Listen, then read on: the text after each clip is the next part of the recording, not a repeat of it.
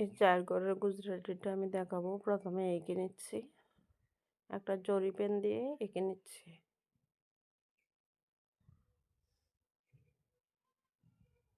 Just হাতের আন্দাজে আঁকা ওরকম। তারপর আমি নীল সুতা নিয়েছি, আকাশি নীল যেটা, সুতা নিয়ে উঠাচ্ছি। যেখান থেকে যেখানে উঠাচ্ছি ওইভাবে উঠালেই হবে, বা যে কোনো জায়গা থেকে উঠানো যাবে।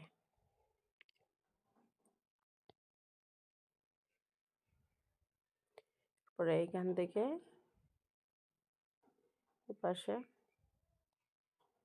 এটার ওপর দিয়ে, সবগুলোর ওপর দিয়ে যাচ্ছে, শুধু মাঝখানে যে ক্রস করছে সুতাটা এটার নিচ দিয়ে। এরপরে এটার ওপর দিয়ে, এটার ওপর দিয়ে, এরপরে এটার ওপর দিয়ে মাঝখানে ক্রসের সুতাটার নিচ দিয়ে। একটা থেকে আরেকটা যেতে হবে। তারপরে এটার ওপর দিয়ে, পরেরটার ওপর দিয়ে।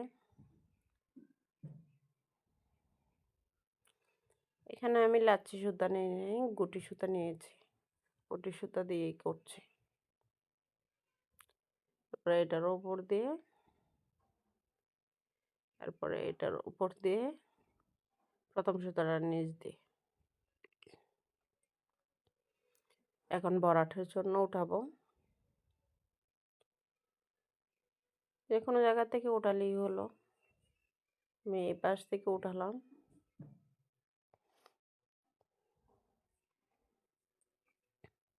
এরপরে এ পাশে চলে যাব। ডান পাশে যে নিচের সুতাটা আছে এটার নিচ দিয়ে যাচ্ছে।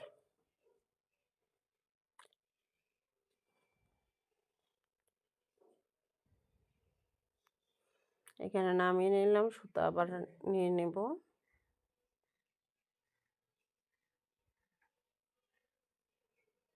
এখন সুতা নিয়ে নিচ্ছে, নতুন সুতা। ছোট ছোট করে সুতা নিলে গুজরাটি করতে সুন্দর, আর নয়তো প্যাচ লেগে যাওয়ার সম্ভাবনা থাকে খুব বেশি।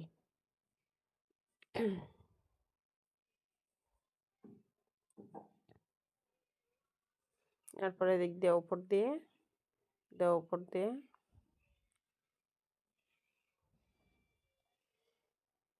তারপরে কর্নার সুতাটার নিচ দিয়ে, প্রথম এবং 3 নম্বর সুতাটার নিচ দিয়ে,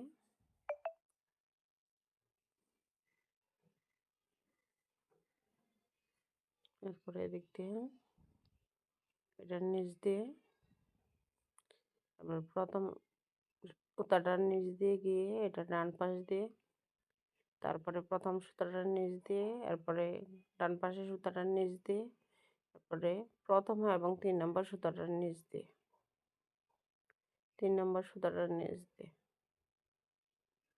আন্দাজ করে এঁকেছি, আন্দাজ করে সুতা নিয়েছি, আন্দাজ করে নিলেই হবে। প্রথম সুতাটার নিচ দিয়ে, তারপর ডান পাশের সুতাটার নিচ দিয়ে, তারপরে এই সুতাটার নিচ দিয়ে, 3 নম্বর সুতাটার নিচ দিয়ে, তারপর ডান পাশের সুতাটার নিচ দিয়ে, যেখান থেকে শুরু হয়েছিল ওই সুতাটার উপরে গিয়ে শেষ। এই হয়ে গেল 4 ঘরের গুজরাটি।